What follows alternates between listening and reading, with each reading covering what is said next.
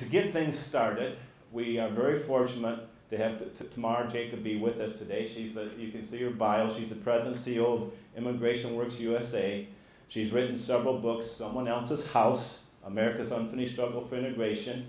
She also was an editor of Reinventing the Melting Pot. She's very credentialed. You can read about her. And she's going to present us with a little context for our further discussion. Tamar, welcome to Fargo. Welcome to Microsoft. It's great to have you here. Thanks so much.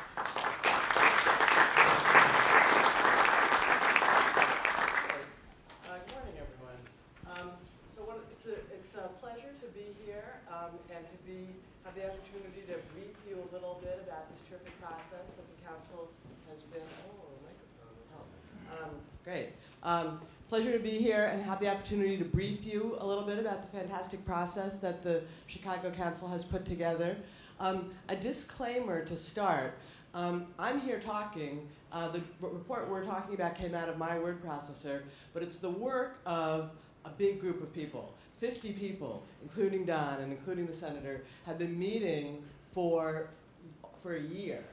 And it's people from all walks of life in the Midwest, and this is very much a deliberative process. These were 4 long days in Chicago and endless phone calls, and so you are hearing the thoughts of a big group of Midwesterners, people from every corner of the Midwest and every walks of life. I mean, we had former Mayor Daley of Chicago and 2 former governors, but we also had immigration rights advocates and business leaders and faith leaders and people from the great universities of the region. So you have to sort of imagine me as a crowd, 50 people behind me. I'm speaking for 50 Midwesterners. And what I'm going to try to do today is 3 things. I'm going to talk a little bit about the assumptions behind the report. Why are we doing this and why are we doing it now? Number 2, I'm going to tell you just a little bit, kind of highlights of what's in the report. And number 3, I'm going to talk about next steps and try to get us started on a conversation. So there are basically 2 assumptions behind the report that you need to know about. The number 1, maybe the most important, is that the Midwest has something distinctive to say about this issue. So, I live in Washington, where I've been working for 10 years to try to make comprehensive immigration reform happen. And Washington definitely is not proving able to do this, right? Democrats and Republicans have tried. Presidents have come and gone. The issue, comes and goes. But at this point, it's kind of like reruns of a bad movie, right? We've seen it too many times, and the ending is always disappointing. And one of the key assumptions behind this report is that it's time for people outside of Washington to get into the argument and to lift their voices and say, add their ideas, and basically, not to put too fine a point on it, to give Washington a kick in the pants. That Washington is stalled, as Don says, the issue is tabled, and it's time for some people outside of Washington to light a fire under them. And the assumption behind this report is that the Midwest in particular is ideally placed to give them that kick in the pants. That Midwesterners are pragmatic, for one thing. They're problem solvers, one thing that those people in Washington don't seem to be.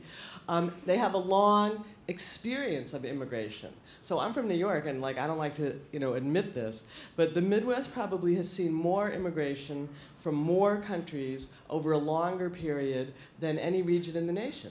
So the Midwest knows that immigration can work, has made immigration work in a way that no other region has in quite the same way.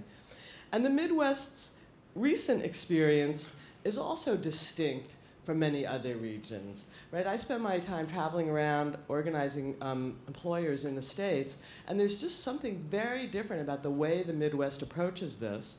I think it's partly because that you have labor needs on both ends of the skill ladder. Microsoft needs high-skilled workers, but the dairy farms also need low-skilled workers. And that's true in every region, but it seems to be true particularly in a kind of sharp way in the Midwest.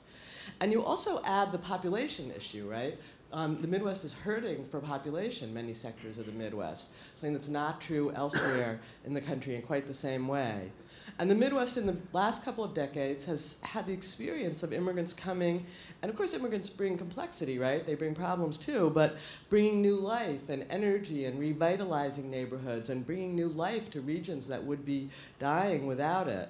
And so I think the Midwest has a kind of understanding of the Midwest, of immigration, in a way that few other regions do, and is very well poised to be this region that gives Washington the kick in the pants and says, let's get going, let's get solving this.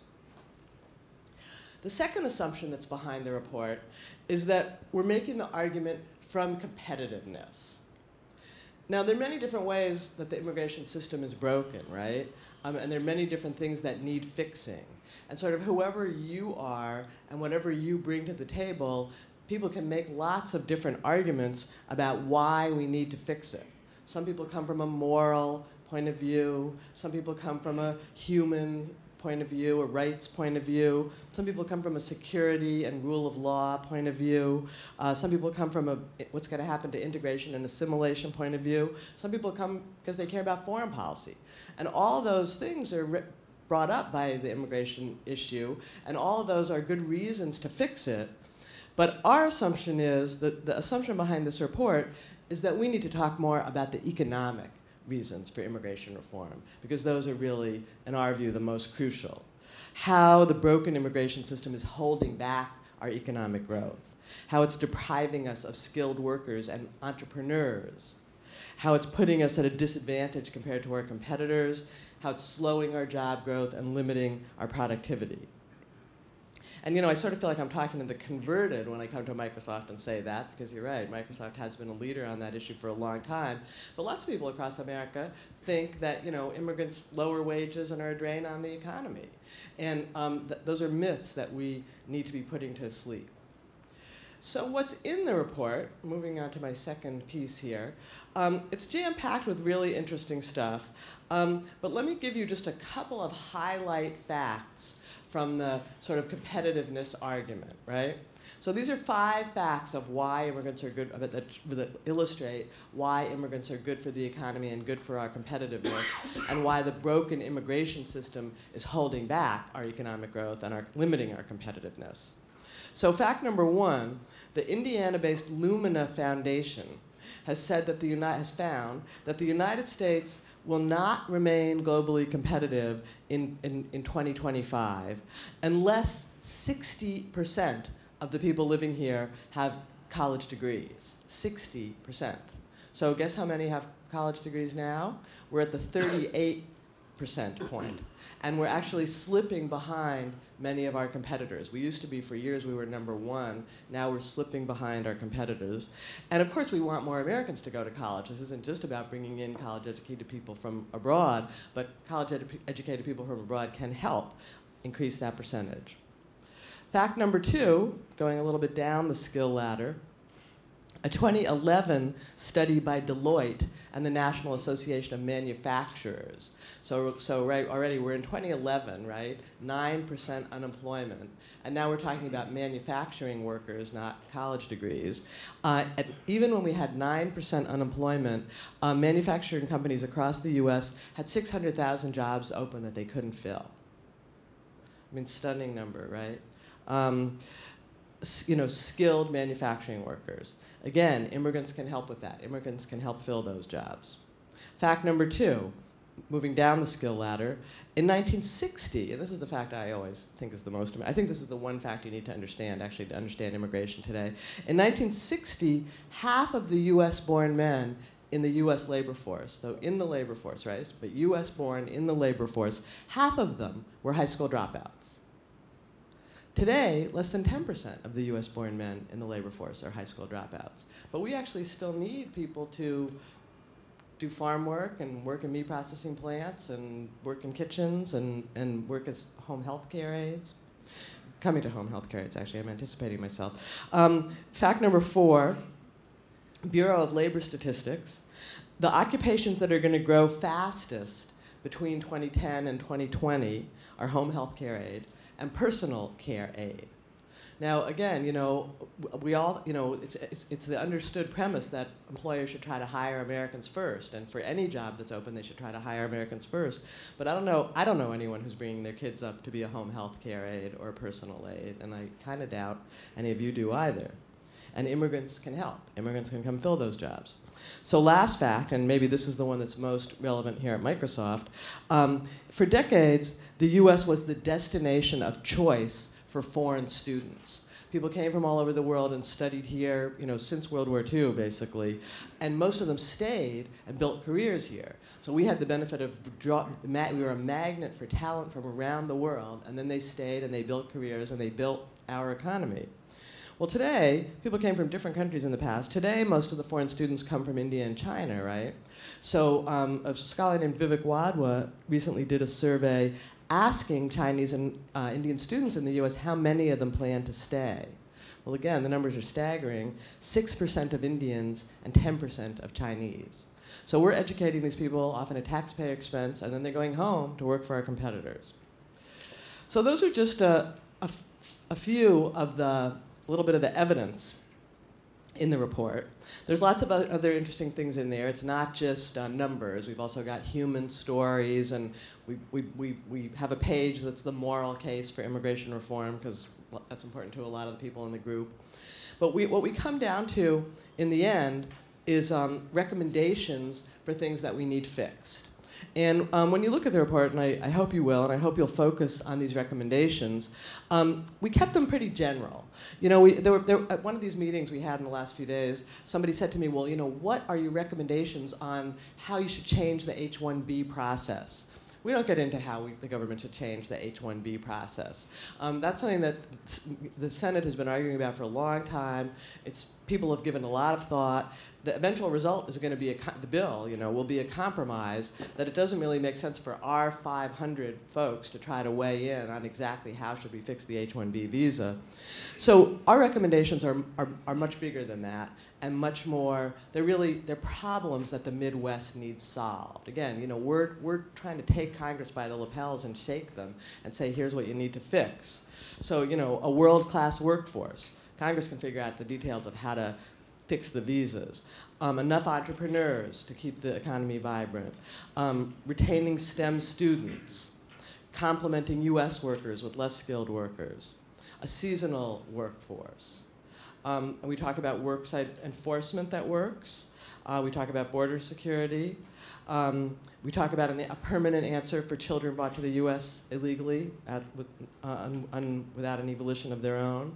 We talk about a path to citizenship, and we talk about integration and assimilation and helping immigrants become Americans. So big general points saying to Congress, those are the areas that we need fixed. The last thing I want to talk about that's in the report, because I think this is really where, again, where this is kind of the headline of what we're doing that's fresh. For years, for the decade, more than a decade, that Washington's been trying to fix the immigration system, the rallying cry has been comprehensive immigration reform. And what that meant was, let's fix everything together. The high-skilled visas we need, the low-skilled visas we need, the border security we need, the worksite enforcement, it all has to happen together in one big package. And the kind of theory in Washington, the rule really, was that no little piece could get fixed until everything got fixed. And so that meant that, even though Microsoft was desperate for software programmers, we couldn't fix that visa until we fixed everything else too at the same time. The cows could be exploding because the dairies didn't have workers, and we couldn't fix that piece until we fixed everything at the same time. And I was a proponent of this. I worked closely with the Bush White House and with McCain and Kennedy.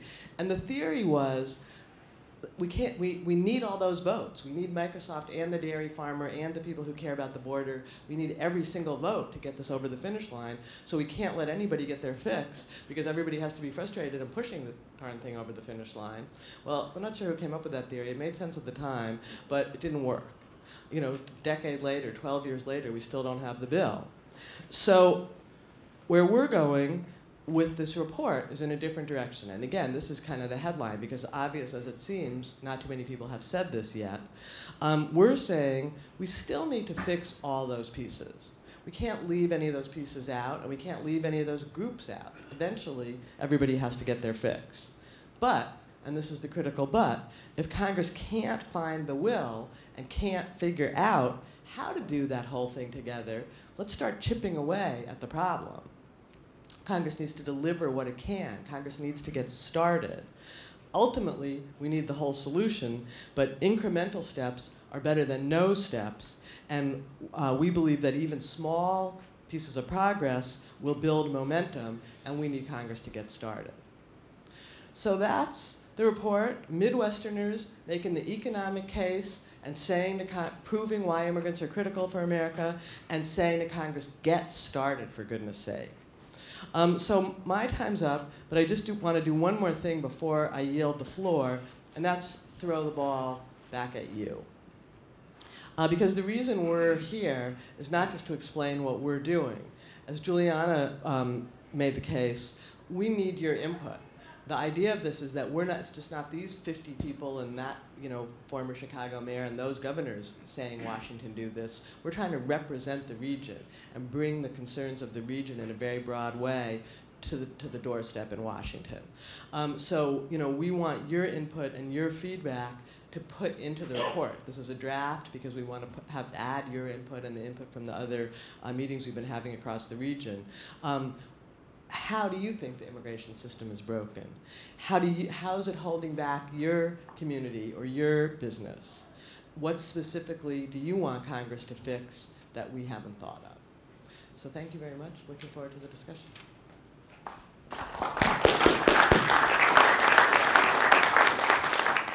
Tamar, thanks for the sports metaphor, throwing the ball back. I get that.